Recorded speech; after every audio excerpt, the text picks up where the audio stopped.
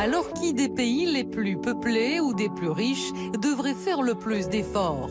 Pour sauver la planète, faut-il changer radicalement les modes de vie et de consommation ou faut-il mettre moins d'enfants au monde? Bonsoir à tous les trois. Oui, vous allez retrouver vos petits papiers. Laure Noila, tout va bien. Oui, il veut un papier. Ah, on va vous donner un papier, Gaël Giraud. Vous êtes chef économiste de l'Agence française de développement. Puis-je rajouter que vous êtes également prêtre jésuite? Absolument. Selon vous, Gaël Giraud, ce n'est pas une question de natalité, mais de sobriété énergétique des plus riches. Aujourd'hui, 10% des plus riches au niveau mondial, émettent 50% des émissions de gaz à effet de serre. Ce sont eux les pollueurs. Il leur faut réduire leur consommation énergétique. À côté de vous, Laure Noila, bonsoir. Vous êtes journaliste spécialiste de l'environnement. Selon vous, et généreuse, vous donnez du papier à votre voisin. Selon vous, il faut limiter la natalité pour sauver la planète et supprimer les subventions à la natalité, les allocations familiales, la carte de famille nombreuse, etc., qui incitent encore et toujours à faire des enfants. Vous n'y allez pas avec le dos de la cuillère. Et enfin, Jean-Joseph Boileau, bonsoir. Vous êtes économiste spécialiste. Famille nombreuse, oulala. Vous n'y êtes pour rien, c'est votre fratrie. Spécialiste des pays émergents, vous êtes signataire de l'appel des 15 000 scientifiques qui a été publié par le quotidien Le Monde, un appel à sauver la planète. Vous n'êtes pas d'accord avec eux lorsqu'ils font le lien avec la démographie. Selon vous, ce n'est pas l'excès de population qui pose problème, mais le mode de vie des Occidentaux. Mais le problème, c'est la répartition de ce droit à manger. Vous avez les États-Unis qui consomment environ 8 planètes, si j'ai bon souvenir. La France, ici, nous. 4 planètes. Et puis, vous avez des tas de pays dans que de peloton qui sont à 0,2, 0,5 planètes. Donc en fait, par c'est les habitant. riches qu'il faut C'est supprimer. une question.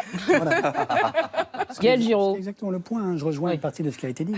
La vraie question, c'est nous, les riches. C'est pas les plus pauvres. Il va y avoir 1 milliard de personnes en plus en Afrique dans les 25 années qui viennent. C'est pas eux les pollueurs. C'est pas eux qui posent un problème majeur en termes d'empreinte écologique. Vous l'avez rappelé tout à l'heure. 10% de la population humaine, les plus riches, sont responsables de 50% des émissions.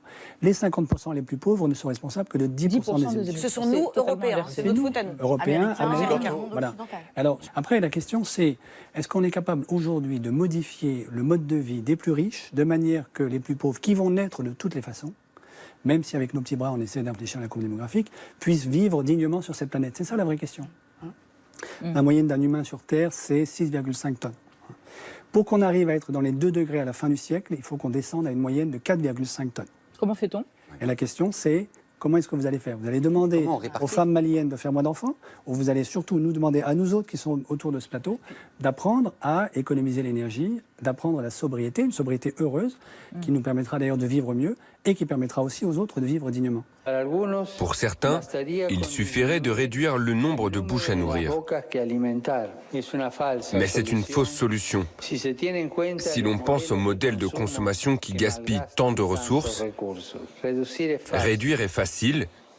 Partager, en revanche, impose une conversion et cela est exigeant.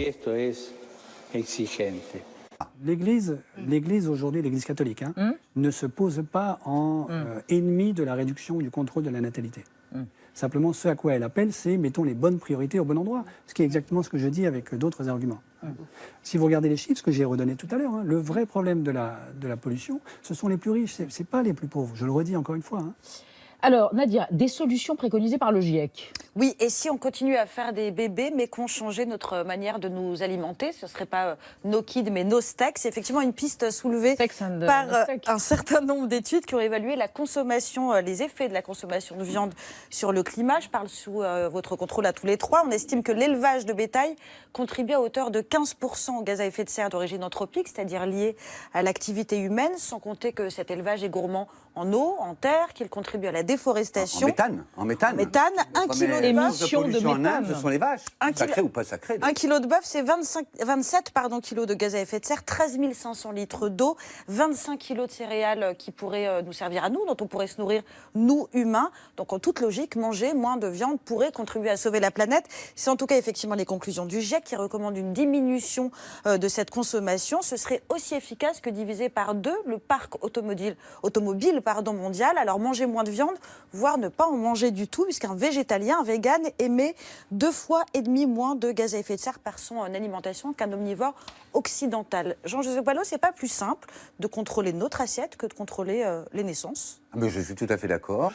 Tout à l'heure, vous parliez du développement. Mais justement, est-ce qu'après tout, les Chinois, le nombre de Chinois, des centaines de millions de Chinois sont sortis de la pauvreté, ils aspirent à quoi? Ils aspirent à voyager, à faire du tourisme, manger du à steak. manger aussi autrement. avoir une voiture. Et donc, en fait, il n'y a pas une contradiction dans cette idée de bien sûr. développement? Non, pas dans cette idée de développement comme telle. La question, c'est qu'il ne faut évidemment pas que les Chinois adoptent le mode de vie des Californiens ou des Européens. Et pourtant, Ils en rêvent, Gaël Bien sûr Giraud. qu'ils en rêvent. Donc il y a une conversion des comportements à Donc adopter. nous, on doit changer. Attendez, Donc, nous, Gaël on doit Giraud. montrer l'exemple.